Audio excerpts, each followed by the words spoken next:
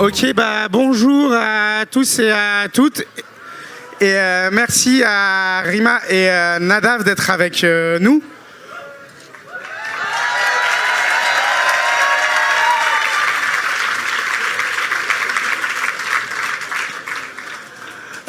C'était important pour nous, avec ce qui se passe actuellement, d'avoir une discussion sur la Palestine, la lutte de libération nationale là-bas et le processus de colonisation, l'apartheid et le génocide en cours sous le stand des soulèvements de la terre. Comme l'expliquait une camarade ce matin, il y a eu déjà des tentatives de jonction, d'action, notamment avec le comité Urgence Palestine. Et c'est une cause qui nous tient extrêmement à cœur, quoi que puissent en dire certains à gauche. Et à gauche, avec des guillemets, ouais. Et donc, ce qu'on vous propose, c'est que Rima et Nadav ils vont faire une petite présentation et ensuite on ouvrira les questions à la salle. Du coup, il faudra bien lever la main. On fera tourner un micro pour que vous puissiez les unes les autres poser des questions. Et donc, je vous propose qu'on rentre direct dans le vif du sujet sans plus tarder. Et donc, avec les soulèvements de la terre, ce qui fait un peu le cœur de notre lutte, c'est précisément cette question de la terre, de l'accaparement de la terre et de l'eau, de l'accès à la terre, ce qui est relié aussi à l'accès à la subsistance, à la possibilité d'exister et de vivre dignement ici-bas. Et ce qui fait le cœur du processus de colonisation, c'est précisément une prise de terre, l'idée de faire le vide, de considérer qu'il y a une terre qui serait vide de ses habitants pour procéder à une dépossession, un arrachement. Et du coup, peut-être, avant de parler de ce qui se passe aujourd'hui, peut-être faire un petit retour historique sur la manière dont il y a eu un très long processus d'expropriation et de déportation sur la terre de Palestine et faire un petit peu le point sur ces violations récurrentes du droit des peuples à disposer d'eux-mêmes. Et voilà, et peut-être faire un petit point là-dessus pour les unes et les autres. Ce serait peut-être une bonne manière de commencer si ça ne te dérange pas. Ce micro, tu seras mieux. Bonjour, on m'entend bien? Oui, bonjour à toutes et à tous. Et je voulais d'abord m'excuser du retard. Ça a été un périple pour venir. Donc désolée pour le petit retard. Effectivement, on ne peut pas parler de la question de la question palestinienne sans revenir à cette question de la colonisation, à se représenter la place qu'occupe effectivement cette terre pour les Palestiniens, le lien que les Palestiniens tentent d'entretenir malgré la colonisation, malgré le déracinement. Je vais aussi parler de ce que je connais le plus, le lien avec la terre qu'on a quittée, dont on a été éloigné donc depuis les camps de réfugiés. Mais c'est vrai que c'est vraiment central parce que c'est ce qui va aussi nous permettre de se défaire un peu d'un narratif qui est biaisé, qui est celui du conflit israélo-palestinien. Et cette dimension historique et cette dimension coloniale, elle est extrêmement importante. Heureusement, il y a eu là, on parle beaucoup de ce sujet en raison de l'actualité, mais il y a eu énormément de personnes qui, depuis des années, quand personne ne parlait de cette question, ont tenté aussi de ramener ce narratif ou de poser ce narratif autour de la colonisation. Malheureusement, ils n'ont pas été assez entendus, et malheureusement, nous aussi, je veux dire, on n'est pas suffisamment entendus, voire critiqués, ciblés pour les termes que nous voulons poser autour de ce débat. Donc, si on revient juste à la dimension historique, vous allez voir du récit palestinien que la question de la colonisation, en fait, elle est omniprésente. On va citer peut-être quelques dates clés. Les accords Saïs-Picot, pour ceux qui ne se représentent pas ces accords, c'est les accords qui ont été signés entre les Français et les Britanniques en 1916. D'abord négociés et signés de manière discrète et secrète. Ils ont été divulgués beaucoup plus tard.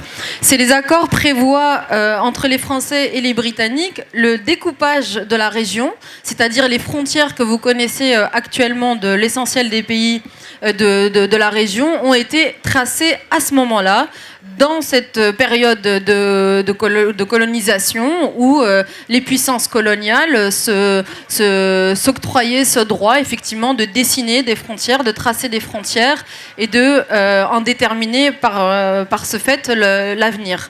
On a ensuite ce qu'on appelle la déclaration de Balfour. Donc la Palestine à ce moment-là, elle est placée sous mandat. Donc quand je dis qu'il y a eu découpage de territoire, il y a eu aussi distribution de ce territoire.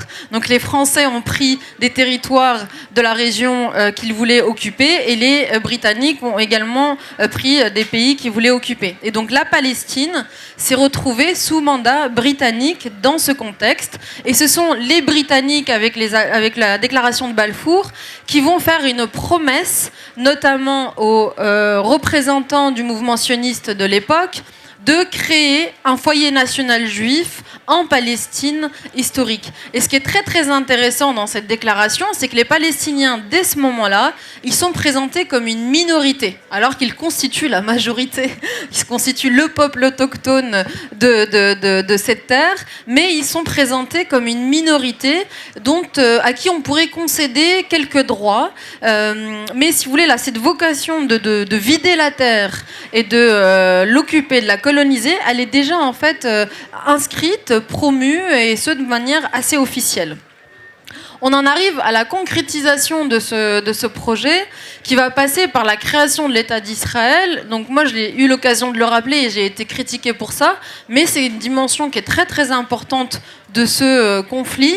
C'est les modalités de la création de l'État d'Israël qui mobilisent à ce moment-là ce qu'on appelle les ancêtres de l'ONU, c'est la Société des Nations. À cette époque-là, ce sont essentiellement des puissances coloniales. Je veux dire, tout ce qu'on appelle les pays du Sud, à ce moment-là, ne sont pas des pays qui ont leur indépendance, qui ont leur voix au sein de cette communauté internationale. Et si vous regardez dans le détail, au moment de la création de l'État d'Israël, on est à 38 États, si je ne dis pas de bêtises, qui vont acter la création de l'État d'Israël au détriment du peuple palestinien. Et fait très intéressant, les Palestiniens ne seront pas consultés. C'est-à-dire que là, je vous donne des exemples pour que vraiment on situe la considération qu'on pose à ce moment-là de ce peuple qui est sur son territoire, tout comme les Syriens étaient sur le leur, les Libanais, les Jordaniens, etc. Et les Palestiniens sont le seul peuple de la région qui n'a pas abouti, qui n'a pas vu un processus aboutir visant à le libérer de cette emprise et de ce mandat colonial. Et donc, au moment de la création de l'État d'Israël, on est effectivement sur un vote, sur un processus, des négociations qui, exclut les Palestiniens, les présente comme une minorité à qui il faudrait peut-être concéder quelques droits, mais bon, pas plus que ça. La question de l'autodétermination n'est absolument pas posée pour ce peuple-là. Et au moment de la création de l'État d'Israël, on arrive à la Nakba, qui est le fait majeur, central sur cette question de la colonialité, qui a concerné ma famille, mes grands-parents, et qui a concerné en réalité 800 000 Palestiniens sur 1,4 million. Donc cette question de la dépossession et de la colonisation qui passe par un processus de nettoyage ethnique réel, concret, c'est la Nakba. Et Ilan Pappé, que beaucoup, je pense, connaissent ici, qui est un historien israélien, a précisément a fait beaucoup d'interventions pour parler d'un processus continu, c'est-à-dire une Nakba continue, qui a commencé en 1948, mais qui ne s'est jamais arrêtée. Et juste 2 mots sur la Nakba, parce qu'aujourd'hui, certains nous présentent les Israéliens ou une partie d'Israéliens qui seraient de bonne foi ou qui auraient été de bonne foi dans ces périodes historiques. C'est complètement faux. La Nakba, au moment où il se passe la Nakba, donc la Nakba, c'est 800 000 Palestiniens expulsés de leur terre. On va poser un climat de terreur dans les villages, les uns après les autres, 532 villages qui sont littéralement rasés. Donc quand on parle de disparition, c'est concret. Moi, les villages de mes grands-parents, ils n'existent plus. C'est-à-dire que ce sont des noms de villages qui n'existent plus. On a rasé, on a expulsé, et ensuite on a renommé et reconstruit par-dessus. Et on a enterré, qui plus est, parce qu'il y a énormément de villages où il y a eu des massacres. Il a pas suffi de dire aux Palestiniens, bon, vous partez, il faut partir. Où il y a eu de village en village, des climats de terreur, des assassinats, des massacres qui ont eu lieu, qui ont poussé tous ces Palestiniens à fuir.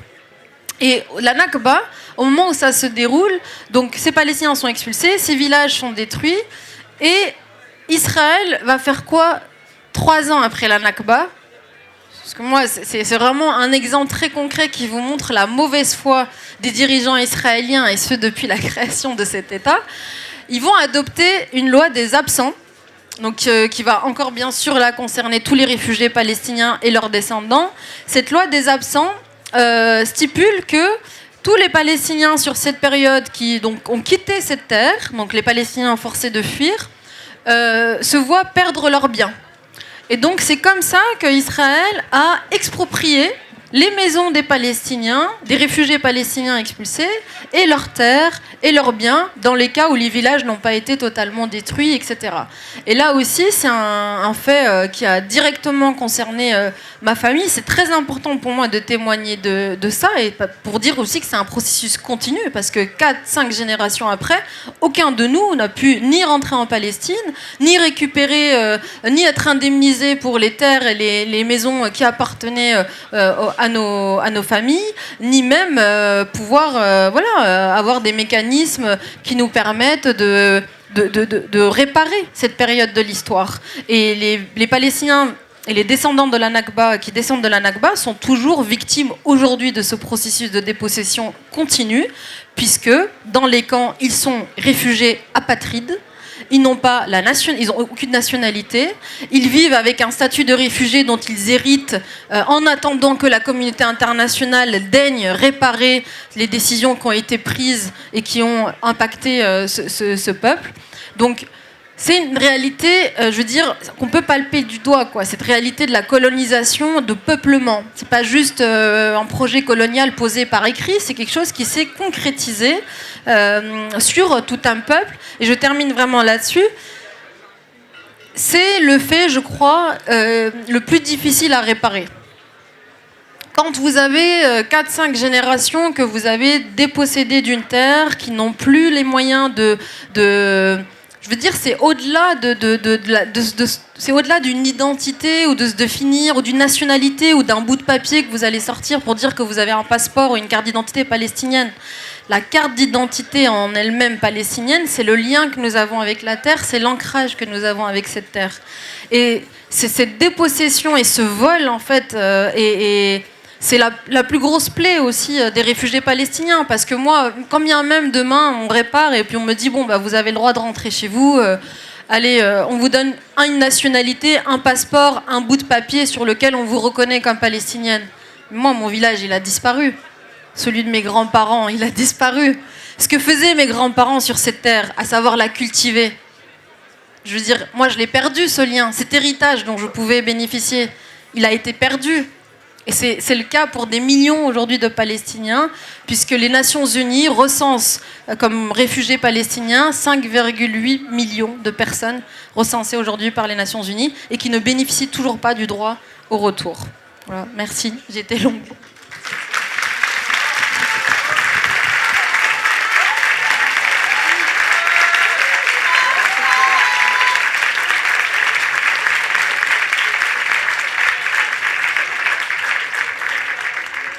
Et donc, pour prolonger ce que tu as dit sur comment ça se concrétise, cet accaparement des terres, de l'eau et cet arrachement au territoire, peut-être Nadav, toi qui as pas mal bossé sur la question de la terre et des forêts dans cette région, peut-être tu peux nous dire un mot. Nous, notamment, ce qui nous a marqué au soulèvement de la terre, c'est des processus de prise de terre qui se donnaient pour prétexte l'écologie, avec toutes les histoires de tout ce qui s'est joué autour de l'arrachage des oliviers et des plantations d'eucalyptus, etc. Et peut-être tu peux nous dire quelques mots de tout ça pour un peu prolonger notre réflexion là-dessus.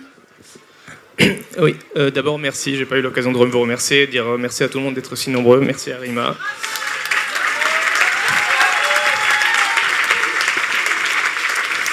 Et du coup, pour répondre à ta question sur les forêts, avant, je voudrais faire un petit détour pour parler de là d'où je viens et d'où je parle en fait. Donc je m'appelle Nada, je milite dans le collectif Tzedek, collectif juif décolonial, et je suis citoyen israélien, juif. Je suis né du coup dans ce que l'on nomme Israël, l'État juif, le foyer national juif, la démocratie juive, le refuge du peuple juif, et que moi et d'autres on préfère appeler la colonie sioniste en Palestine. J'ai grandi dans une ville côtière qui est au nord de Tel Aviv, qui s'appelle Herzliya, et j'ai eu une éducation sioniste qui était fondée sur les mythes fondateurs et ethno-nationalistes, qui m'ont inculqué, moi aussi, un attachement à la terre, mais pas tout à fait le même. Ces mythes fondateurs, il y a de plus en plus de juifs et juives antiracistes dans le monde qui les combattent, notamment chez Tzedek, et on les combat en solidarité avec la Palestine et pour la libération de la Palestine, mais aussi parce que nous, on considère que c'est lutter contre une force qui fait de nous, juifs et juives, des ennemis de notre propre histoire.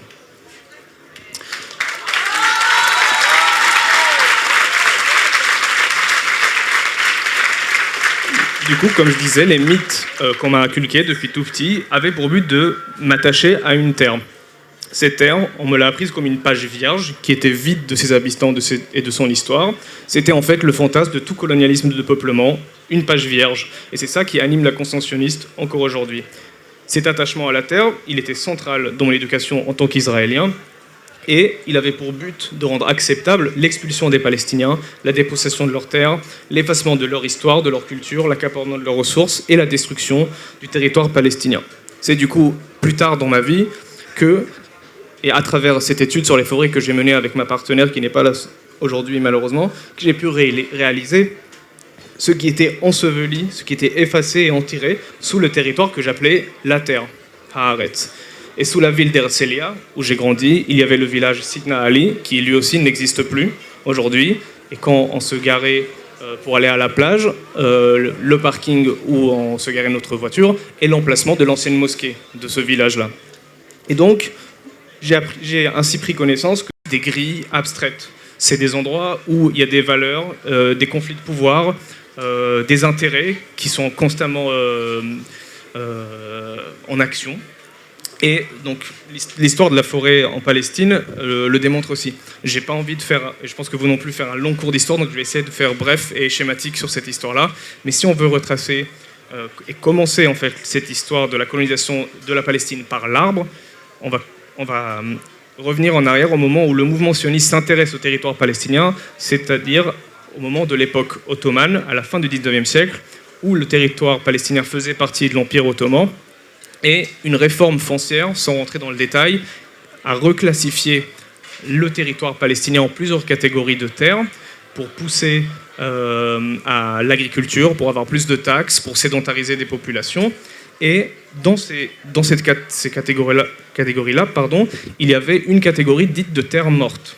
C'était les déserts, c'était les zones humides, c'était les terres qui étaient perçues par le pouvoir comme étant des espaces à occuper, des espaces vides, des espaces absents. Et c'est dans ces espaces-là que toute personne qui souhaite devenir propriétaire pouvait l'être en plantant des arbres, en cultivant. Il y avait une incitation à cultiver. Le mouvement sioniste, quand il s'intéresse à la Palestine, il voit dans ce nouveau code foncier une opportunité de devenir propriétaire de terre par la plantation et la culture. Donc, c'est dans ce cadre-là, et tu le disais tout à l'heure, Jojo, que l'eucalyptus comme essence d'arbre, a été utilisé massivement pour assécher des zones humides, des zones de subsistance pour les populations indigènes, avec sous prétexte de rendre cultivables des zones. Le mouvement sioniste, à ce moment-là, il plante massivement des eucalyptus jusqu'au point où la population indigène appelle cet arbre Sajarat al-Yahoud, excusez-moi de la prononciation, l'arbre des Juifs. Planter un arbre, du coup, déjà à ce moment-là, au début du XXe siècle, n'est pas un acte désintéressé. On ne plante pas un arbre en Palestine quand on est sioniste juste pour faire joli. C'est un acte de conquête. Et les dirigeants sionistes, dont Herzl, pour ceux qui le connaissent, l'un des pères idéologiques du sionisme, s'en rendent compte. Lui, quand il vient en Palestine, il voit ces entreprises de plantation et il y voit justement une incroyable aubaine pour acquérir des territoires et occuper la Palestine. Il crée donc dans ce contexte-là le KKL, Pour ceux qui militent pour la Palestine, ce nom doit résonner dans votre tête, c'est Keren Kayemet l'Israël. C'est un fonds qui a été créé pour acheter des terres, pour structurer la colonisation, pour mettre en place un système pour les maintenir, notamment et quasi exclusivement par l'arbre, par la plantation de forêts. Je ne sais pas combien de temps j'ai aimé. Ok, je continue. Donc c'est dans ce contexte-là que naît le KKL, dont le premier projet emblématique, datant 1908, donc on est remonté très, très longtemps, en fait va résumer à lui tout seul tout le projet colonial sioniste par l'arbre.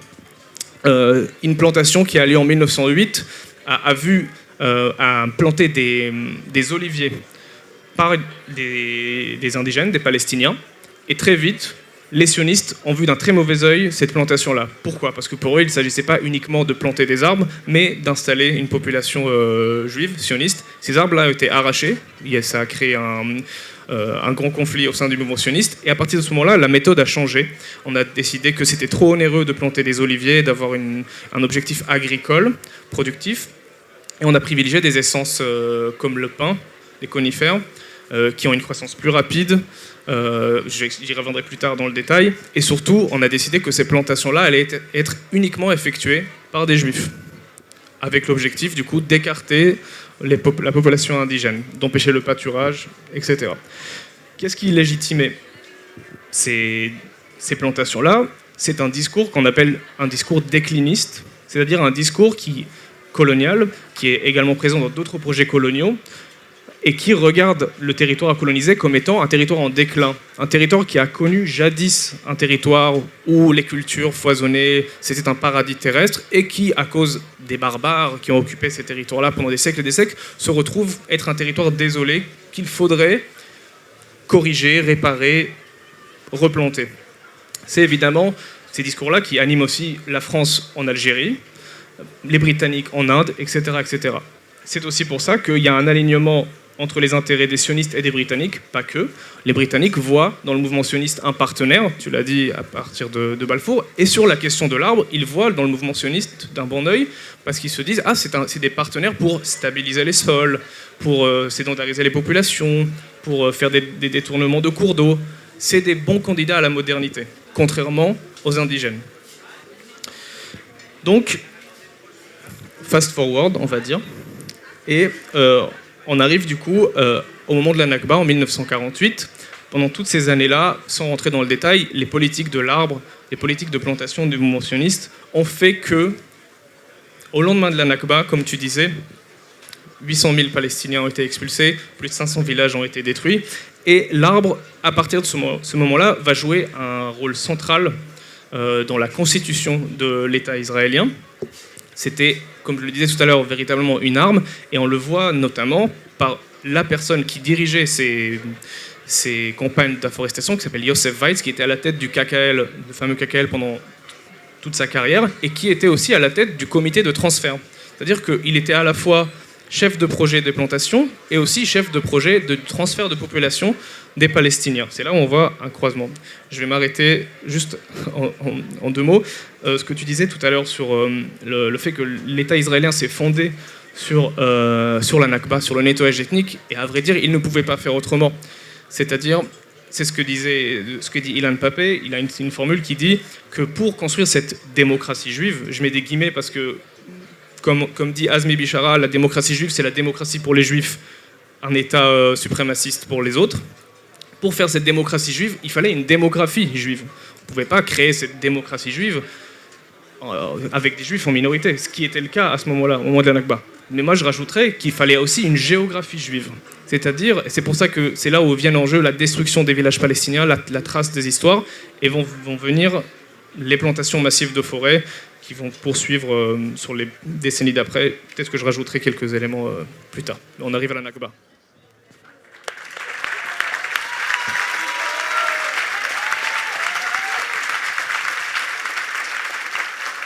Eh ben merci,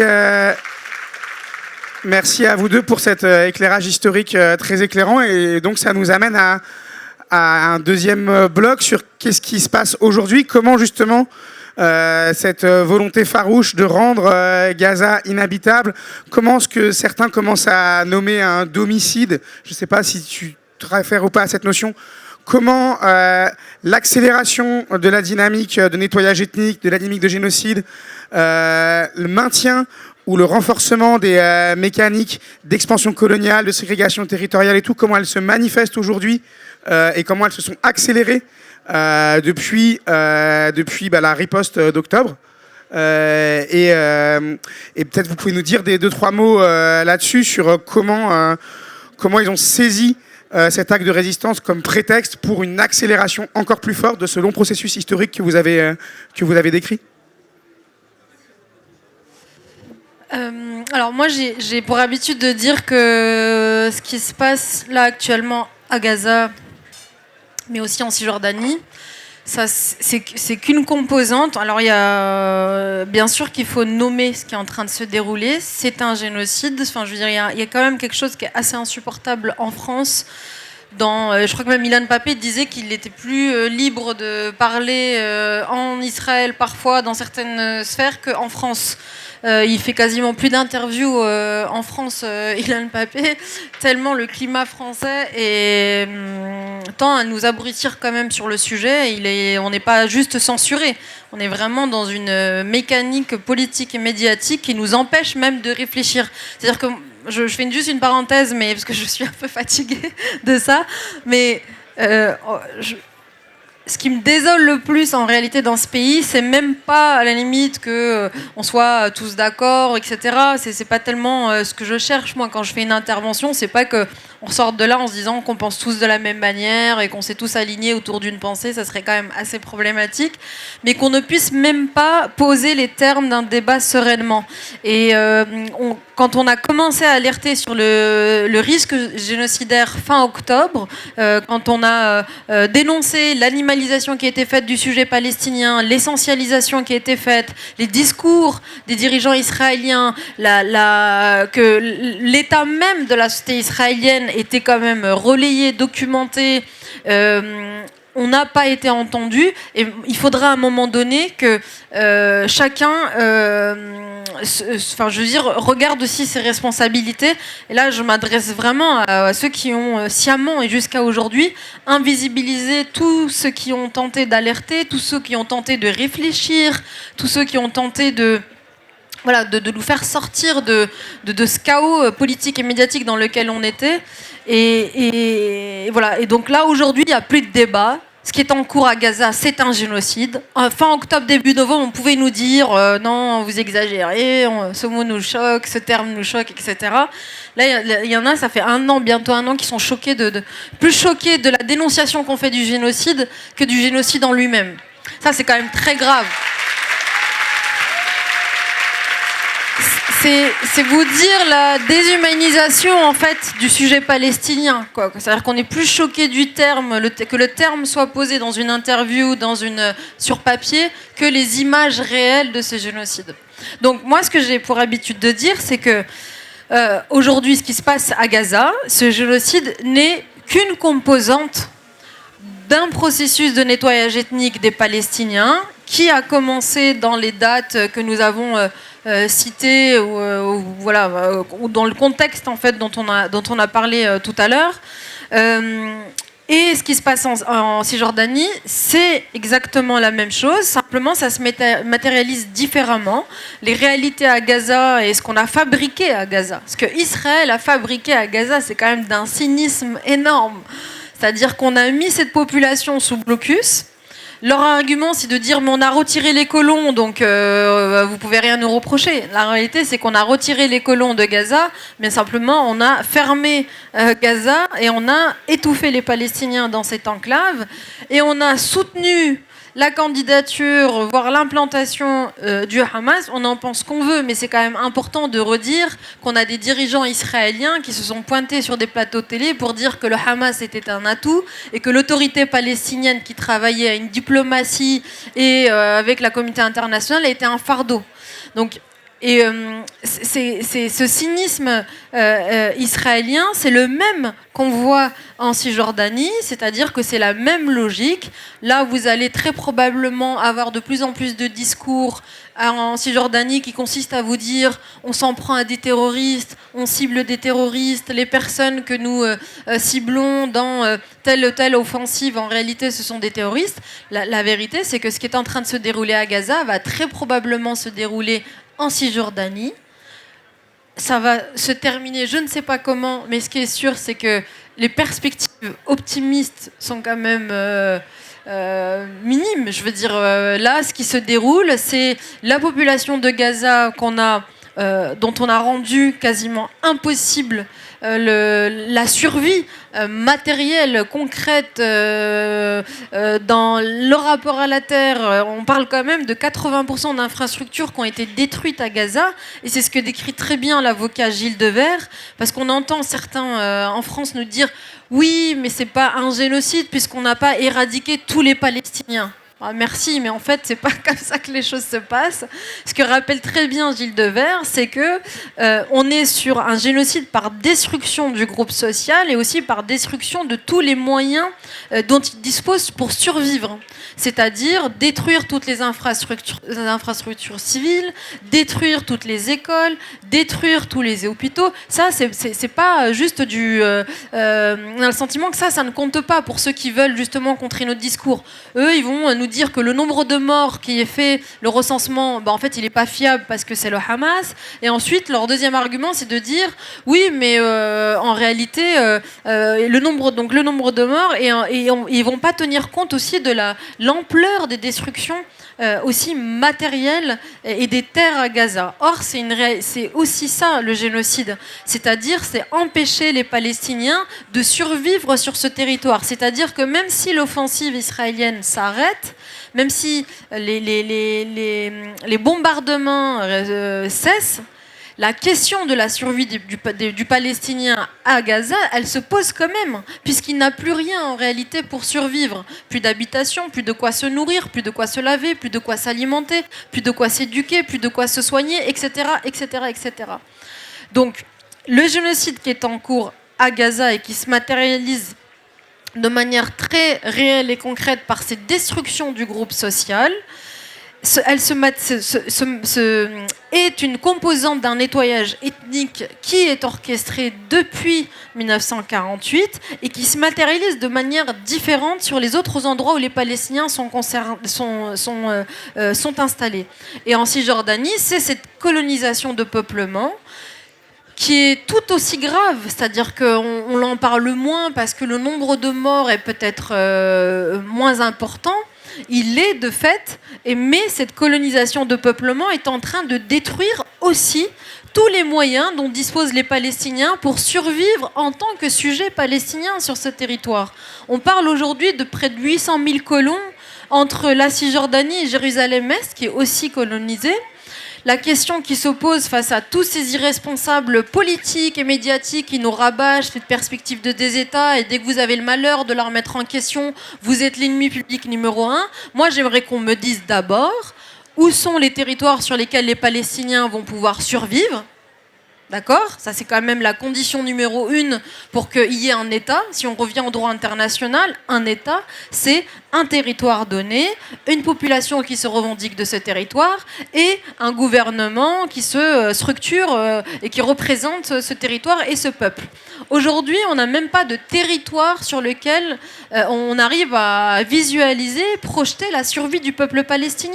Si d'un côté, c'est un génocide par destruction massive de ce territoire, et de l'autre, nous avons une colonisation de peuplement, et qui par ailleurs, là aussi, est extrêmement cynique. C'est-à-dire qu'il faut quand même dire ce qu'est la colonisation israélienne.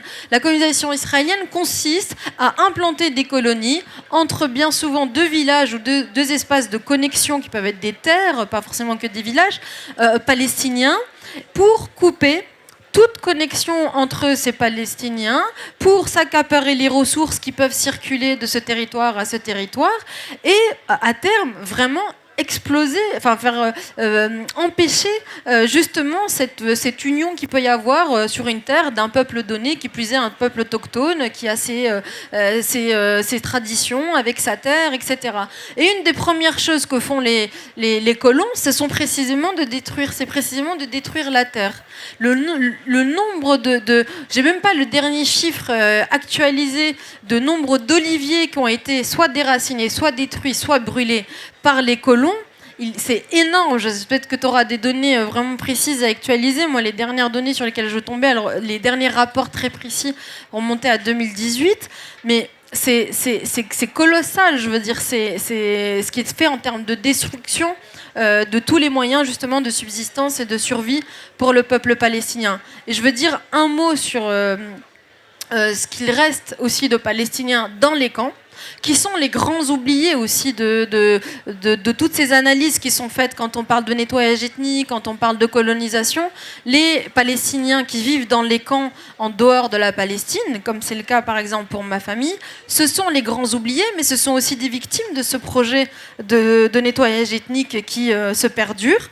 Et je vais vous citer un exemple pour vous dire ce qu'il y a aussi de résilience et de résistance chez ce peuple et de ce lien avec la terre. Dans le camp de Al-Bakara que j'ai visité il n'y a pas très longtemps, qui est le plus grand camp palestinien en Jordanie, il y a près de 100 000 réfugiés qui y vivent. Il y a un tout petit bout de terre, j'en ai brièvement parlé sur Instagram, mais j'ai pas eu le temps de refaire tout l'historique, mais je vais pas le faire non plus aujourd'hui, mais il y a un tout petit bout de terre dans ces camps. Il faut bien comprendre que dans les camps, si vous avez l'occasion d'y aller, allez-y pour le voir, il n'y a pas d'espace vert. C'est très compliqué de survivre sur plusieurs générations dans ces espaces parce qu'on y étouffe. On y étouffe en termes de densité, on y étouffe en termes de ce que le camp fait des gens aussi. C'est une fabrique aussi de souffrance, de désespoir. Et donc il n'y a pas d'espace vert. Les Palestiniens sont très attachés à la terre. Et donc il y a un tout petit bout de terre dans lequel les Palestiniens ont investi pour replanter des oliviers, précisément comme leurs grands-parents ou leurs ancêtres les plantaient en Palestine. Et ce qui est très intéressant, c'est qu'il doit y avoir une trentaine d'oliviers, quoi. Mais ce qui est très intéressant, c'est qu'il te dit d'une famille à une autre, on n'a même pas le même héritage, quoi. Et c'est aussi ça que détruit Israël. Aujourd'hui, je termine là-dessus, quand on parle des Palestiniens, on a l'impression que c'est on l'essentialise aussi. On essentialise ce peuple. Mais il faut bien faire attention aussi à déconstruire ça parce que c'est la résultante de cette politique coloniale. Et moi, c'est quelque chose que j'ai dû réembrasser parce que moi aussi, à force de plus avoir de lien avec une terre, de voir parler que de la Cisjordanie ou de Gaza, on finit par être tenté d'englober les Palestiniens dans un ensemble et dans un tout comme ça, homogène. En réalité, c'est ce qu'a détruit aussi Israël avec ce projet colonial. Ce sont effectivement des traditions, des accents. Moi-même, je suis palestinienne, j'ai découvert des accents en allant dans des camps où certaines familles, certaines personnes qui ont vécu la Nakba, qui peuvent en témoigner, ont gardé des accents qui sont propres à telle ou telle localité, que moi-même, je ne peux pas vraiment identifier, quoi, que je découvre à ce moment-là. Donc c'est tout ça aussi dont nous sommes dépossédés. Et c'est aussi des traditions. Moi, je parle beaucoup de la broderie palestinienne, du tatriz, et on apprend que, en fait, d'une localité à une autre, il y a des couleurs qui sont utilisées plus que d'autres, il y a des motifs qui sont particuliers. Et à l'époque, avant qu'Israël impose ce projet colonial, figurez-vous que les femmes pouvaient se reconnaître en regardant leur tenue. C'est-à-dire que le taupe palestinien, la robe traditionnelle palestinienne, elle était brodée d'une manière qu'on pouvait identifier si cette femme venait de Naplouse, ou si elle venait de Jaffa, ou si elle venait de Gaza, ou si elle venait de Akka, etc. etc. Parce qu'on avait des types de couleurs, des types de tissus, des types de broderies, des motifs qui étaient utilisés et qui faisaient partie de cette identité palestinienne qui n'est pas juste une identité comme ça, uniforme, homogène, il y a aussi une identité régionale, locale, et qui transparaît aussi dans le rapport que nous avons à la terre, d'une localité à une autre. J'ai un peu divagué, mais c'était important pour moi de redire qu'aujourd'hui, toutes celles et ceux qui ont embrassé la cause avec l'actualité terrible que nous avons à Gaza, de comprendre la complexité qu'il y a en fait historique et de quoi ça résulte en fait. Pourquoi on en est aujourd'hui à 800 000 colons en Cisjordanie? Pourquoi on en est à cette politique génocidaire qui est menée à Gaza? C'est que fondamentalement, Israël est un État raciste. Et quand je dis que les Israéliens sont malades de ce racisme, c'est une réalité. C'est-à-dire que nous avons aujourd'hui des manifestations massives d'Israéliens qui sont capables de voir qu'il y a un problème chez Netanyahou, mais ils ne voient pas ce qu'il y a de problématique chez eux, dans leur histoire, dans le rapport qu'ils ont avec les Palestiniens. Et c'est ça qu'il y a comme maladie, comme cancer aujourd'hui au sein de la population israélienne. C'est que vous pouvez avoir 70% de la population israélienne qui dit non à Netanyahou, mais 60% de la population israélienne qui dit oui au génocide à Gaza. C'est ça la réalité. Et on ne peut pas camoufler cela avec simplement les manifestations qui se déroulent aujourd'hui à Tel Aviv et dire mais regardez, la plupart des Israéliens sont progressistes. C'est faux. C'est plus profond que ça. Si ce qui est en train de se dérouler aujourd'hui sous nos yeux est acceptable pour la population israélienne, le premier terrain de décolonisation qu'il faut opérer, il est en Israël. Il est chez les Israéliens.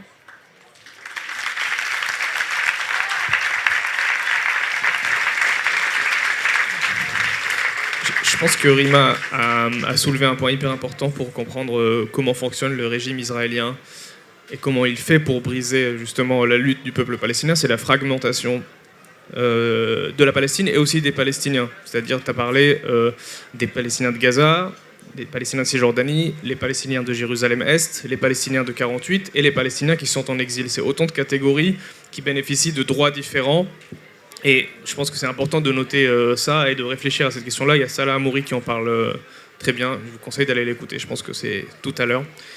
Et juste pour revenir un peu en avant, en fait, sur cette question, sur le colonialisme et sur pourquoi on a autant de mal ici en France pour de le comprendre, parce qu'en fait, on l'a vu, le déni du fait colonial israélien, il est extrêmement fort, toujours encore, même si on assiste quand même, je le pense, à un tournant. Notamment à gauche, il y a encore des personnes qui vont le nier, qui vont le minimiser. On a cette formule pour essayer de caractériser ce qu'est le sionisme, qui est régulièrement utilisée parce qu'elle est efficace, et qui dit, le sionisme dit un peuple sans terre pour une... Voilà, c'est ça, exactement.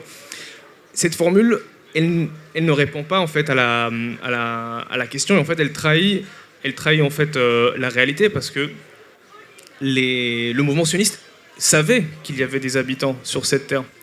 Il y a une formule qui est, je pense, beaucoup plus efficace pour parler du sionisme en tant que colonialisme de peuplement, et c'est une phrase qui a été prononcée. D'ailleurs, un peuple sans terre, une terre sans peuple, c'est une formule d'ailleurs, on ne sait pas très bien qui l'a prononcée, etc. Là, pour le coup, c'est une phrase qui a été formulée, dite par les premiers éclaireurs, colons, sionistes qui sont allés en Palestine pour découvrir les lieux et qui ont envoyé une missive dans leur QG en Europe en disant « La fiancée est belle, mais elle est déjà mariée ». C'est-à-dire, évidemment qu'il y avait conscience qu'il y a une population sur place et il fallait bien faire quelque chose avec elle. La question est, du coup, quoi ? Apartheid, nettoyage ethnique, génocide, toutes ces questions-là, en fait, qui permettent donc de mettre en place le suprémacisme sioniste, mais en fait, le colonialisme de peuplement, en règle générale, ils sont portés par le projet sioniste, et c'est en quelque sorte, c'est des choses qui sont portées dans son cœur et qui se réalisent quand il en a les moyens. Je reviens aux arbres de tout à l'heure.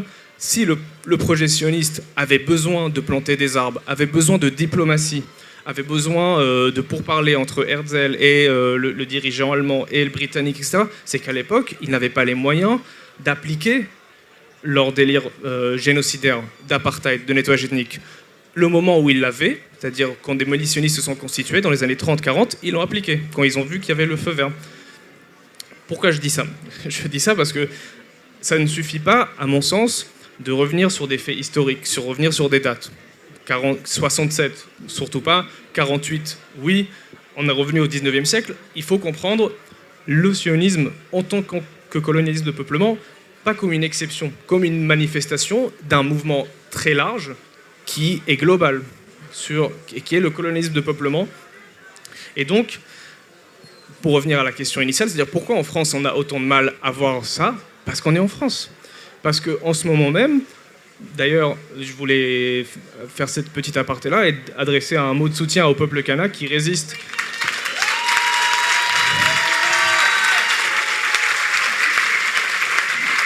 Qui subit depuis des mois une répression féroce de l'État français, avec des dizaines de morts, des leaders indépendantistes qui sont incarcérés, déportés. Et là, j'ai encore un mot pour une personne en particulier, pour Guillaume Vama, qui est agronome, qui s'occupe d'agroforesterie en Kanaki, et qui était dans un champ, qui était arrêté, déporté à 17 000 km. Il est actuellement en prison à Bourges. Pendant 55 jours, sa femme n'a eu aucune nouvelle de lui. Et je dis ça juste parce qu'on parle de forêt, etc. Et je me dis que peut-être c'est à nous de faire en sorte que l'année prochaine, au moins, il soit là avec nous pour avoir cette même discussion-là. Et je voulais juste conclure parce que je pense que c'est important pour nous. Qu'est-ce qu'on fait face à ce refus de voir la cause en fait de la violence qu'on voit entre la mer et le Jourdain, qui est le colonialisme, qui est le sionisme. Merci. Donc, on a beaucoup de gens qui refusent de voir la cause. On a même des gens qui vont inverser et qui vont vouloir faire des Israéliens les victimes de l'histoire. Je pense qu'il faut adresser la question du sionisme dans son fond, dans son contexte en tant que coloniste de peuplement. Et pour ça, on peut regarder d'autres expériences coloniales. Comment les expériences coloniales de peuplement, comme les États-Unis ou autres, ont fait pour asseoir leur narratif et qu'on trouve que c'était des projets acceptables, etc. Il y a 3 points. Tout d'abord, le fait de montrer son projet colonial comme étant quelque chose d'exceptionnel, d'unique, de le détacher des autres expériences. Dans le sionisme, la façon pour le faire, c'est de dire que c'est le projet d'autodétermination des Juifs. C'est-à-dire qu'il est unique et on ne peut pas le remettre en question. Et donc on le détache, on le dépolitise. Le deuxième point, c'est qu'on va privilégier les intentions de ces auteurs au détriment de la réalité, comme tu le disais, des modalités réelles dans lesquelles se réalise le projet colonial. Parce que si on écoute la majorité des sionistes, ceux qui étaient les moins honnêtes, parce qu'il y en a qui étaient francs du collier dès le départ, ils disent on fait ça pour se protéger, on fait ça parce qu'on cherche un refuge. Si on ne les écoute que eux, on ne voit pas la réalité, et il y a encore des gens aujourd'hui qui vont se fier uniquement aux intentions. Troisième point, c'est l'invisibilisation des résistances qui existent encore à ce projet colonial. C'est-à-dire que si on suit le discours officiel, entre guillemets, il n'y a toujours pas de résistance au sionisme. Or, il y en a eu des pluralités, il y a eu des convergences avec d'autres luttes anticoloniales, il y a des résistances évidemment palestiniennes, mais aussi des résistances qui sont issues du monde juif. Et donc je pense que c'est important d'insister sur ces 3 points-là. J'ai fini, je pense, ma parole.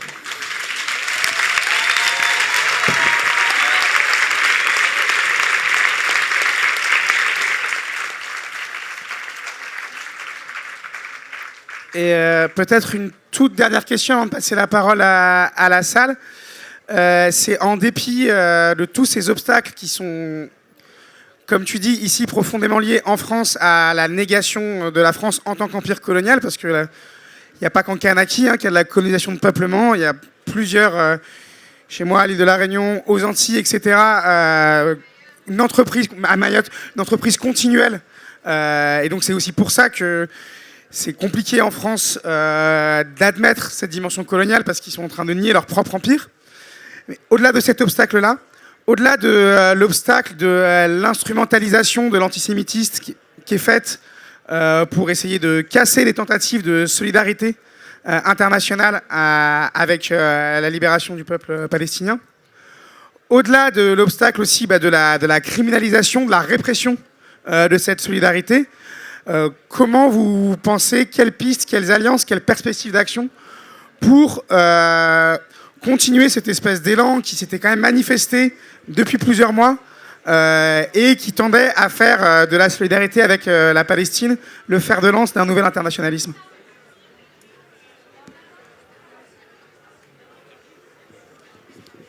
Ok, si tu as le chrono. Okay. Sur la question de l'instrumentalisation de l'antisémitisme. Vaste sujet, et du coup, pour en parler, je pense que j'aimerais faire une citation de tête, donc vous m'excuserez si elle sera fausse, on vérifiera plus tard. Il y a quelques mois, on a eu donc des occupations d'universités en France. D'ailleurs, force à tous les étudiants qui ont tenu la ligne pendant ces moments-là.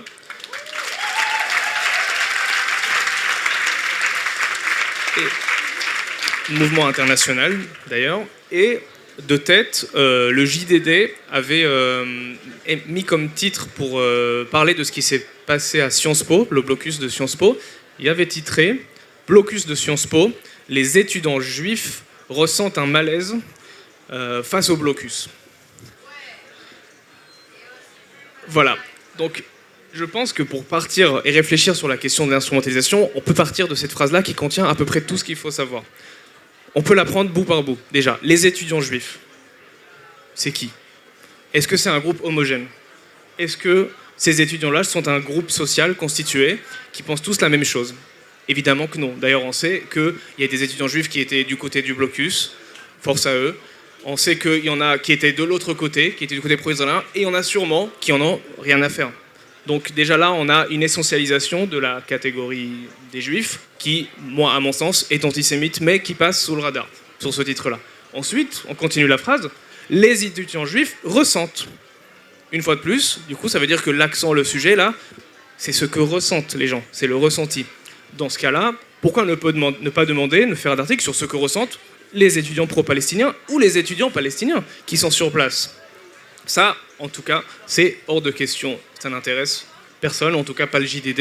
Et je dis le JDD, mais en vrai, ce récit-là, les étudiants juifs ressentent un malaise, il était hégémonique, et il l'est toujours. Enfin, c'est quoi la fin de l'histoire? Ah oui, les étudiants juifs ressentent un malaise, c'est-à-dire qu'en fait, on nous explique même pas pourquoi des étudiants juifs ressentiraient un malaise vis-à-vis du génocide à Gaza ou du blocus à Sciences Po. C'est-à-dire que c'est acté, c'est comme ça. Les étudiants juifs ne peuvent pas être du côté de la libération des Palestiniens. C'est même un antagonisme, parce que la libération des Palestiniens serait une mise en danger des personnes juives dans leur ensemble, de partout, de tout temps. Évidemment, dans cette phrase-là se cache l'instrumentalisation de l'antisémitisme, mais ça ne suffit pas de le dire, il faut réussir à comprendre comment cette phrase-là passe crème. Comment dire les étudiants juifs pensent ça, ressentent ça même. Enfin, on sait ce qu'ils ressentent. Et pour répondre à cette question, là on n'aura pas le temps, je pense, d'ouvrir cette page qui pourtant est centrale et intéressante.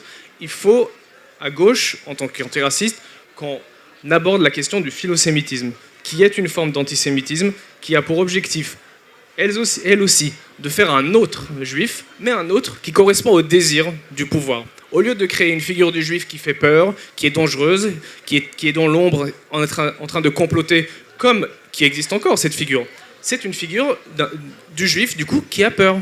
Mais qui a peur de quoi? Qui a peur des méchants palestiniens, ou qui a peur des méchants arabes, ou qui a peur de la méchante gauche. Et c'est une figure, si nous, à gauche, on ne prend pas en compte que l'altérisation des juifs passe aussi par le philosémitisme, on est voué à l'échec dans notre lutte antiraciste, et c'est pour ça que je finirai là-dessus.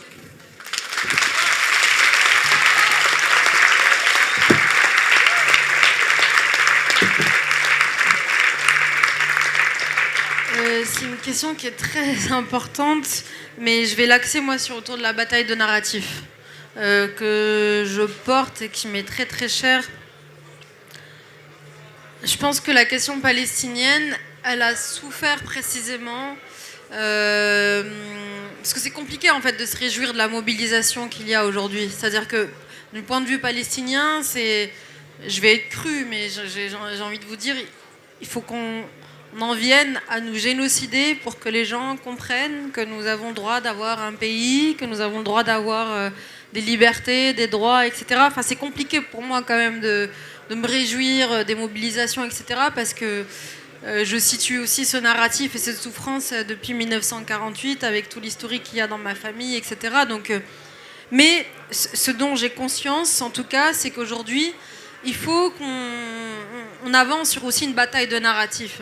C'est-à-dire que ce qui a permis plus de 75 ans de dépossession, de crimes, d'impunité, de complicité, de silence, d'impuissance, de non-action justement, c'est que les termes à travers lesquels sont exposés ou présentés le sujet palestinien sont complètement biaisés et faussés. Donc il y a d'abord une bataille de narratif à mener.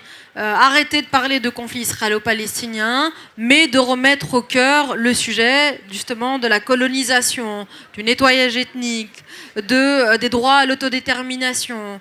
Et en fait, de simplifier presque, parce qu'on pourrait se dire, mais c'est plus complexe si on veut aller dans le détail. Ben non. En fait, quand on nomme les choses, c'est plus simple. On a plus de repères. Quand je vous dis apartheid, vous comprenez quand même mieux que quand je vous dis conflit israélo-palestinien. Je ne sais pas trop de quoi on parle, c'est un truc lointain, ça fait des années que ça dure, voilà, on n'arrive pas à partager les responsabilités, l'historique. Quand on pose les termes sur les violations du droit et l'imaginaire aussi que ça convoque, et donc nécessairement, ça mobilise des moyens de lutte qui sont concrets. Quand je vous dis apartheid, qui est quand même un terme qui est rejeté par énormément de médias et de politiques, il est précisément rejeté pour les moyens de lutte que ça peut mobiliser. Si je vous dis apartheid, vous pensez tous à l'Afrique du Sud. On pense à les moyens de lutte qui ont été mobilisés pour en finir avec ce régime d'apartheid sud-africain, même si voilà, il y a encore énormément de choses à critiquer en Afrique du Sud, mais je veux dire, vous questionnez vos parents, les membres de ma famille, vous trouverez forcément quelqu'un, en tout cas ici je crois, qui a milité sur ce sujet. Donc il faut qu'on avance sur ces batailles de narratifs, et ça suppose de se documenter et donc de sortir de ce qu'on dénonce, de ces privilèges en fait dans lesquels on peut être confortablement assis en attendant que les informations viennent à nous. Et aujourd'hui, il y a beaucoup de plateformes sur lesquelles on peut s'informer. Il y a des gens qui font énormément de bon boulot et un boulot extraordinaire et bénévolement pour informer assez quotidiennement sur ce qui se passe. Mais il faut vraiment faire cet effort pour se dire, bon, ce sujet m'intéresse. Si je veux en parler, il faut que je questionne les termes que j'utilise pour en parler. Et quels sont précisément les termes qui me permettent de penser les moyens de lutte, les solidarités et les liaisons qu'on peut avoir d'un espace militant à un autre.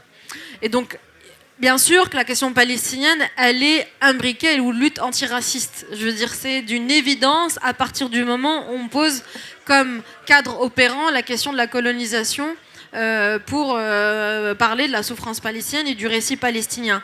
Mais c'est pas les seuls angles. On n'a pas beaucoup parlé d'apartheid, mais à mon sens, c'est aujourd'hui le paradigme à travers lequel il faut présenter et parler de la question palestinienne. Un État, deux États, en vrai, on s'en fout. Ce qu'il nous faut, c'est une libération de ce peuple qui aujourd'hui vit cette oppression à travers un mécanisme qui est bien documenté, qui est cet apartheid particulier, puisqu'il repose sur la dichotomie juif-non-juif, qui est parfaitement documenté par les ONG, plus grandes ONG internationales, des ONG israéliennes comme B'Tselem, des ONG palestiniennes comme Al-Haq, etc., etc. Mais aujourd'hui, d'ailleurs, il est cité dans le dernier avis de la Cour internationale de justice, ce régime de séparation et d'apartheid. Donc, c'est vraiment la lutte de notre génération, elle est là. C'est la libération du peuple palestinien qui passe par un démantèlement d'un régime d'apartheid qui est opposé aux Palestiniens où qu'ils soient, parce que tu as parlé de fragmentation, mais cette fragmentation, elle est aussi concrète dans la manière dont le régime d'apartheid est exercé. C'est-à-dire qu'un Palestinien de Cisjordanie ou de Gaza ou de Jérusalem ou un Palestinien des camps, il vit cet apartheid israélien, mais il ne le vit pas de la même manière.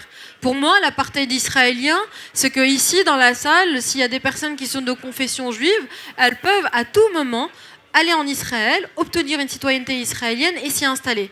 Moi, qui suis palestinienne, réfugiée, descendante de la Nakba, je n'ai aucun droit de pouvoir retourner sur ma terre, ni même me réclamer comme palestinienne et ne bénéficie pas aujourd'hui de la possibilité d'avoir une nationalité. Ça, c'est l'apartheid des réfugiés. Mais l'apartheid des Palestiniens de Cisjordanie, se matérialise différemment. Et l'apartheid des Gazaouis aussi. Donc aujourd'hui, pour moi, c'est vraiment une question de... Les luttes ne peuvent pas avancer si notre narratif n'avance pas.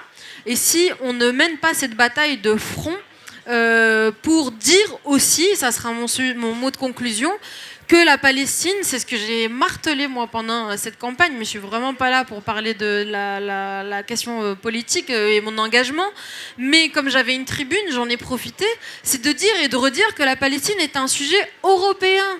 Mais c'est une réalité en fait, c'est pas quelque chose que je veux imposer, je le dis pas parce que je vis aujourd'hui en France, etc. C'est un sujet européen.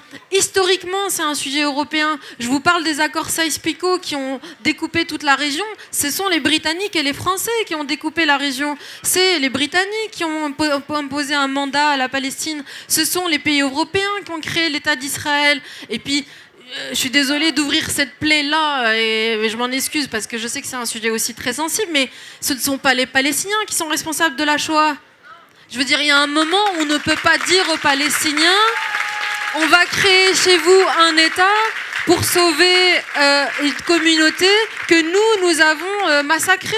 Il y a un moment où il faut aussi questionner les responsabilités historiques. C'est un peu facile, il faut se mettre 2 minutes à la place du Palestinien qui vivait par ailleurs en parfaite cohabitation avec un peuple qui est composé de juifs, de chrétiens, de personnes qui n'ont aucune religion, d'athées, de musulmans, où les personnes de confession juive avaient pleinement leur place. Moi, si je reprends aussi les témoignages de ma famille, on ne se posait pas la question de qui était juif, de qui était chrétien, de qui était musulman. Et on arrive avec la création d'un État qui est imposé aux Palestiniens, qu'on va justifier en disant vous comprenez, il y a eu la Shoah, on a massacré des millions de juifs en Europe, donc on est redevable, donc on va leur créer un État, mais on va créer un État chez les Palestiniens et puis on va les laisser gérer là-bas tranquillement le nettoyage ethnique des Palestiniens.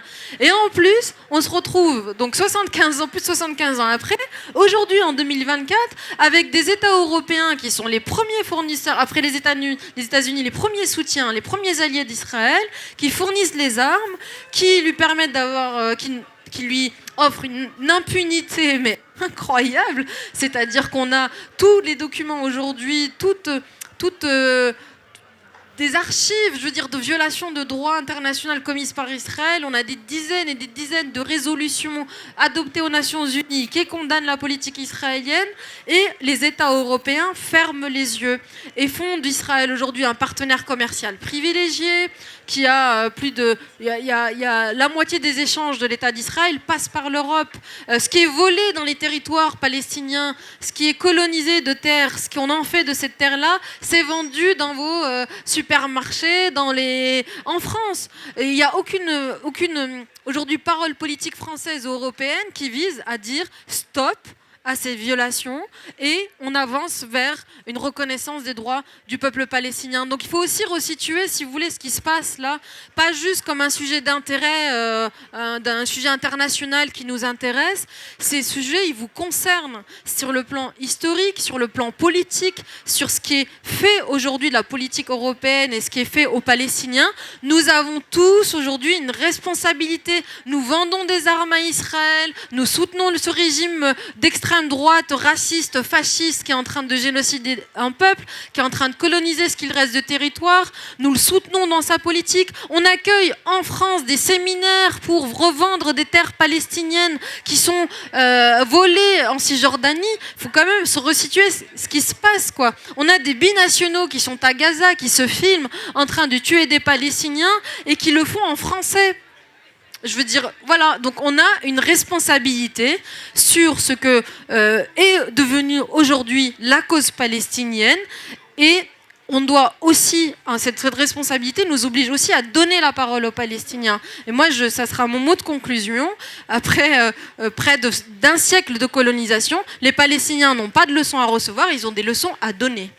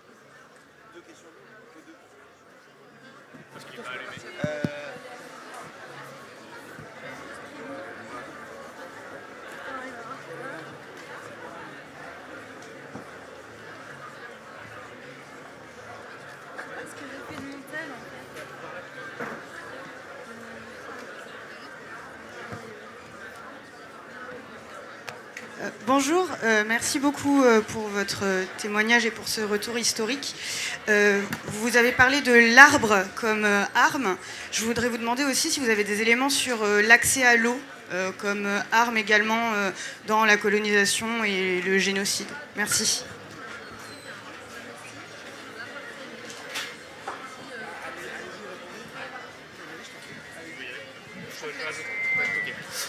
Je pense que Rima complétera sur l'actualité. Moi, je peux donner un contexte historique aussi sur cette guerre de l'eau. C'est que, oui, en effet, en fait, c'est l'aménagement du territoire dans son ensemble qui constitue une arme plus que l'arbre en lui-même. Et quand on parle d'aménagement des territoires, on parle aussi de détournement d'eau, de cours d'eau, d'assèchement, comme je disais, de zones humides, etc. Oui, il y a une bataille de l'eau parce qu'il y a une aquifère principale qui permet à tous les habitants entre la mer et le Jourdain de boire de l'eau et qui est située sous la Cisjordanie.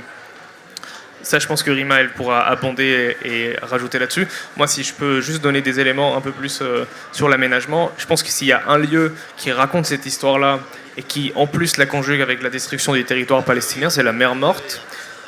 Je ne sais pas si vous avez en tête ce qu'est la mer Morte, c'est-à-dire un endroit qui est à moins de 400 sous le seuil de la mer, et qui rétrécit, s'effondre sur lui-même en quelque sorte, parce que le niveau d'eau baisse, et sans rentrer dans des détails d'écologie, il y a des cratères qui se forment, et en fait la mer Morte disparaît. Pourquoi elle disparaît ? Parce que le Jourdain, qui est l'affluent qui vient la remplir, est lui détourné au niveau un peu plus au nord, si vous avez la carte en tête, au niveau du lac de Tibériade, et qui est pompé pour être acheminé dans un tuyau qui s'appelle le National Carrier, je ne sais pas comment l'appeler en français, et qui permet, lui, de longer toute la côte israélienne et d'arriver sur la bande de Gaza et de venir abreuver en eau les cultures intensives israéliennes. Et donc, à travers juste cet objet-là, moi je pense qu'on encapsule la machine coloniale, territoriale israélienne qui assèche à un endroit pour avoir de l'agriculture dans un autre endroit.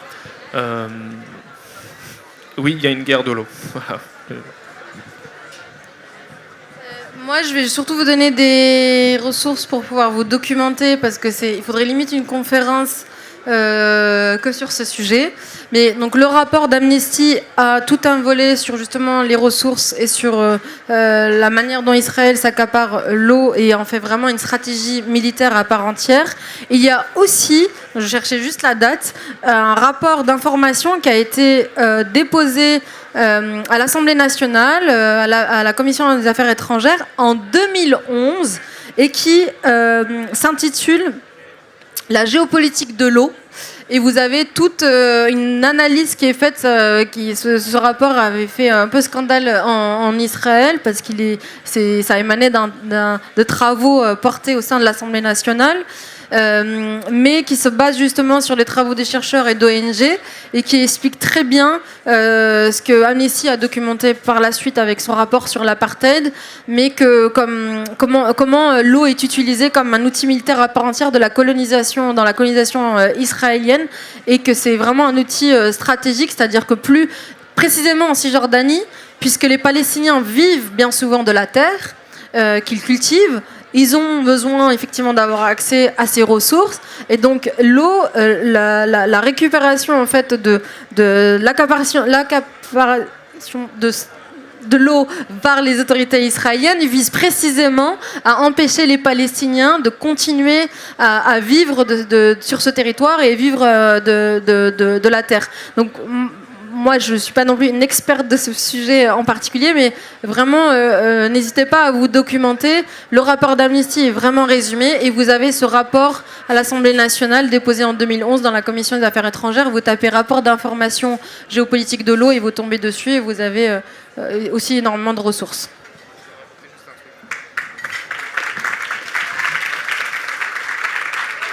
Juste rajouter quelque chose pour dézoomer un peu sur tout ça, c'est qu'en fait, ces questions-là, pour les aborder dans le contexte colonial israélien, en fait, il faut comprendre que le militaire et le civil, dans un contexte colonial, n'a pas une séparation nette comme nous, on la comprend en France.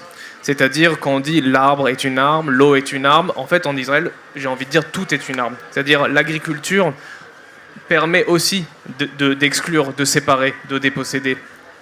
Ce qui nous apparaît, nous, Européens, comme étant des installations collectivistes, ou voire des utopies socialistes pour certains, à savoir les kibbutz, sont en fait des colonies militarisées qui étaient installées selon un plan stratégique pour conquérir des terrains. Sauf que nous, on nous enseigne ça comme étant des lieux où des gens habitent. Oui, des gens y habitent, mais ce n'est pas le village tel que nous on le conçoit aujourd'hui. Et je pense que ça, c'est un truc à garder en tête, cette espèce d'hybridation entre civil et militaire dans un contexte colonial.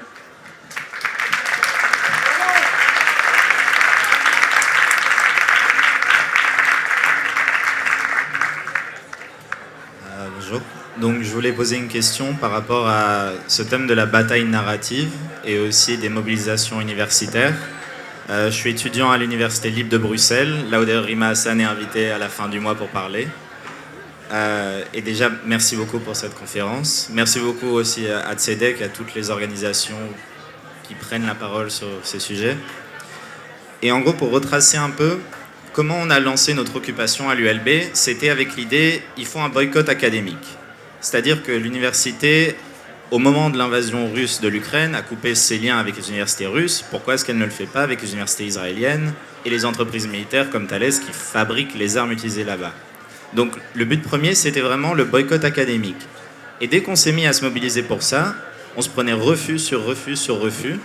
On nous disait oui c'est ça, mais non mais c'est pas lié aux militaires, c'est juste des universités, c'est de la censure ce que vous faites. Et puis à la fin on occupe un bâtiment parce qu'on n'a pas d'autre choix pour faire passer ça. Et là on se fait traiter de... La rectrice envoyait un mail à tout le campus pour dire qu'on était un mouvement radicalisé. Je suis d'ailleurs parmi une 60aine de personnes qui sont convoquées par la police, mais ça c'est un détail encore. Et tout ça pour dire que face à cette répression-là, on s'est rendu compte que utiliser les termes de la rivière à la mer, utiliser le mot intifada étudiante, parler de prisonniers politiques, alors, qui sont des terroristes selon les tribunaux militaires israéliens, tout ça on se prenait un tollé à chaque fois et ça montrait vraiment justement cette différence de narrative-là. Et donc on était là en train de se dire, le boycott académique, est-ce que c'est notre but premier ou est-ce qu'on va essayer de batailler vraiment le narratif? Est-ce qu'on va tenir à ces mots? Est-ce qu'on va s'y accrocher? Et c'est ce qu'on a décidé de faire au final. Et puis après, on a mené plusieurs actions, on a fait des manifestations. Et vraiment, les deux gros sujets de tension dans l'occupation, c'était quelle méthode on utilise. Et puis, cette différence entre est-ce qu'on vise le boycott académique ou est-ce qu'on vise un peu le truc narratif. Alors idéalement, il faut les deux, mais sur lequel on se concentre. Et donc ma question, c'est juste, dans les mouvements, dans le sens plus large, pas juste étudiant, comment est-ce qu'on pourrait essayer de résoudre ça, de résoudre les différentes approches des uns et des autres qui pensent vraiment que c'est bien faire, que c'est ce qui va aider le plus si on fait de telle manière? Comment est-ce qu'on pourrait réussir à mettre tout ça ensemble?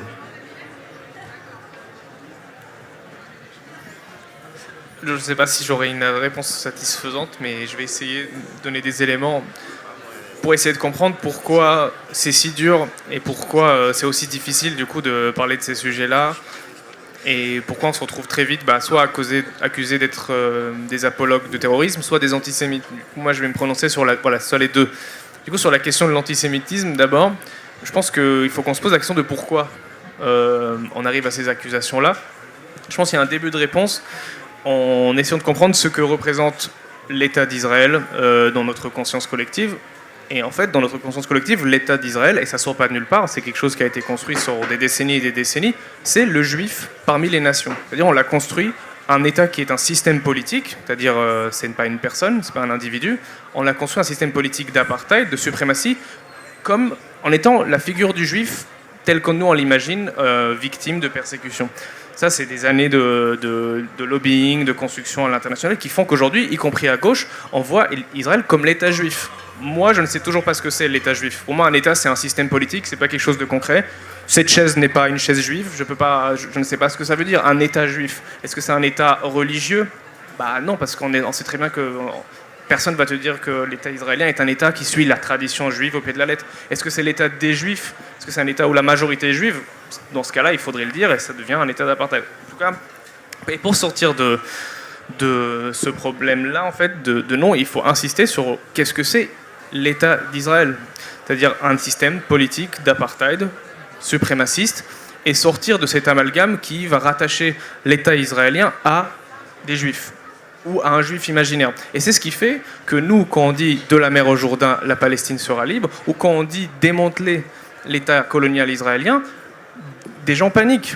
Et je le dis vraiment, des gens paniquent, notamment des personnes juives. Et moi, parce que je viens de là-bas, je viens de cet endroit où on m'a dit que sans Israël, on est foutu.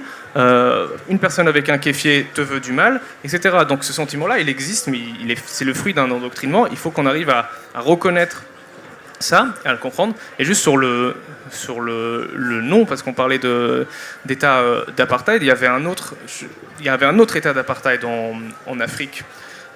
Jusqu'à la fin des années 80, il me semble, c'était l'État de Rhodésie, du nom de Cecil Rhodes, qui est un grand colon hyper violent, qui avait des correspondances d'ailleurs avec Herzl, le sioniste, etc.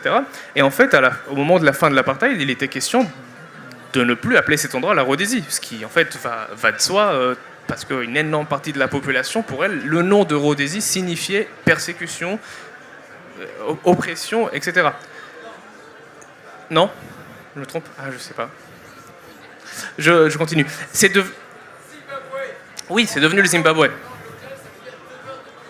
Oui, c'est devenu le Zimbabwe après. Mais la question se posait, mais qu'est-ce qu'on fait? Qu'est-ce qu'on trouve comme nom? Il était hors de question de garder le nom de la Rhodésie parce que c'était synonyme d'oppression.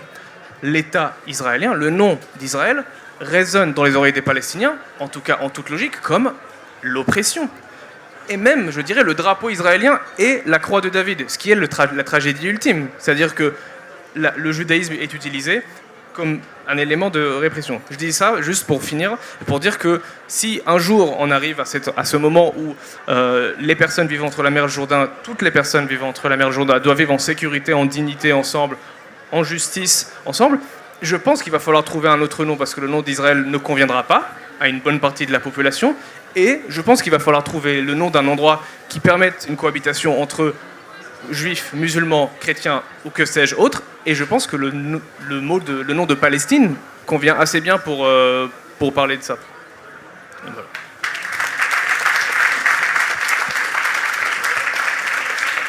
Pour répondre à ta question qui est très complexe aussi, de comment penser ces luttes et puis comment résister aussi en fait. Hein,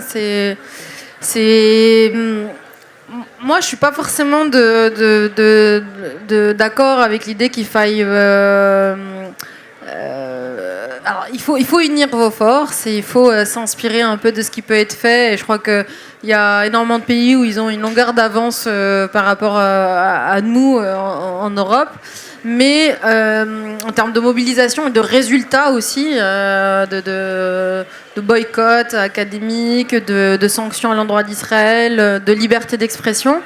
Mais j'aime bien aussi l'idée que tous ces mouvements restent très spontanés, qu'ils ne soient pas très structurés et qu'ils ne soient pas très organisés précisément parce que c'est à ces conditions qu'ils échappent aux autorités.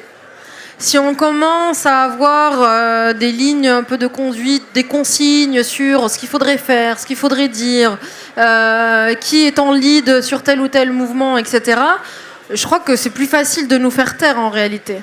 C'est bien que ça reste quelque chose d'assez spontané, qui s'organise ou qui se mobilise en fonction des occasions. C'est-à-dire que les enjeux qu'il y a, par exemple, avec telle université et les liens avec Israël, ne vont pas forcément être les mêmes avec une autre université d'une autre ville. Vous n'allez peut-être pas avoir les mêmes actualités. Vous allez peut-être vous mobiliser autour d'un invité, d'une personnalité qui peut être identifiée comme proche du régime israélien, par exemple, et ça va être l'occasion de dire non, on exprime notre solidarité envers le peuple palestinien, et voilà. Donc il faut aussi saisir, je pense, ces actualités. Il faut rien lâcher sur le boycott académique. Je pense qu'après, il faut juste, par contre, garder comme boussole, je le redis, pour moi, c'est une boussole, la lutte contre l'apartheid en Afrique du Sud, qui a nécessité les mêmes moyens de lutte, c'est-à-dire le boycott, c'est entre autres grâce à ça, en tout cas la solidarité internationale qui s'est opérée, elle a beaucoup utilisé ce moyen de lutte, à savoir le boycott. Donc il faut continuer à s'accrocher en tout cas à ce qui a pu marcher, mais garder cette autogestion qui est libre. À chaque mouvement, à chaque université, a des sensibilités aussi différentes, et surtout ne pas rentrer dans quelque chose qui est très rigide, qui dépend de consignes, d'orientation. Et c'est aussi pour ça que moi j'ai un peu horreur qu'on me dise oui mais vous êtes devenu une figure, etc. Mais non, moi là aujourd'hui, depuis que je suis élue, j'ai refusé tous les grands plateaux de télé. Je vais continuer à les refuser, ou alors y aller si vraiment il y a une actualité très importante qui nécessite que je prenne la parole en tant que députée. Mais moi, c'est fini, les grands médias. Mes interventions, ça va être mes interventions dans les universités, auprès des étudiants, auprès de médias indépendants, libres, d'espaces où on peut vraiment échanger, où le débat est possible. Mais c'est aussi ça qui me dérange dans le fait de devenir des figures d'un mouvement, d'une lutte. C'est contre-productif, parce et surtout, ça empêche de faire émerger toutes les intelligences qu'il y a dans un mouvement. Dans un mouvement étudiant, si vous êtes à telle université et que vous attendez plus ou moins des consignes, des orientations, parce que du coup des liens se sont faits avec d'autres universités, c'est pas ce qu'il y a de plus riche. Ce qu'il y a de plus riche, c'est que vous vous retrouviez à 5, 10, 15, 20, peu importe le nombre que vous êtes, et que vous mettiez sur la table toutes les idées que vous avez. Et que vous mettiez sur la table tout ce que vous ressentez aussi. Que vous mettiez sur la table ce que vous avez envie de faire, les moyens que vous avez pour investir cette lutte. On peut se dire, moi j'ai telle énergie, j'en ai pas plus. Moi j'ai tel temps, j'en ai pas plus. Et c'est sain, il n'y a pas de problème. Mais ça, c'est beaucoup plus riche que d'avoir un truc hyper structuré, organisé à l'échelle, par exemple, de la France. Et moi, je le dis vraiment à tous les étudiants quand je vais les voir et qui se sentent seuls, qui disent, mais il faudrait qu'on organise ça à l'échelle française, à l'échelle de toute la France, etc. Et je dis, mais en fait, c'est contre-productif. Vous allez vous retrouver avec 5 ou 6 cerveaux qui pensent le mouvement, alors que si vous êtes des cercles qui le pensent dans chaque ville, vous êtes indestructibles, quoi. Genre, vous êtes des centaines, en fait. Donc, il faut vraiment garder ces élans qu'il y a et cette richesse qu'il y a à l'échelle de chaque espace militant. Et pas le réduire à un nombre ou à un impact qui serait pas suffisant.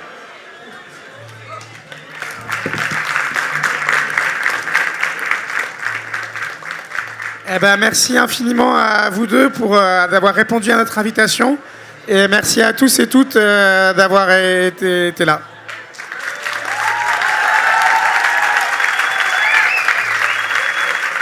Et le stand reste ouvert. Il y a encore une autre discussion ce soir. Cette nuit, c'est DJ set jusqu'à 4h du matin. Donc, venez faire la fête sous le stand.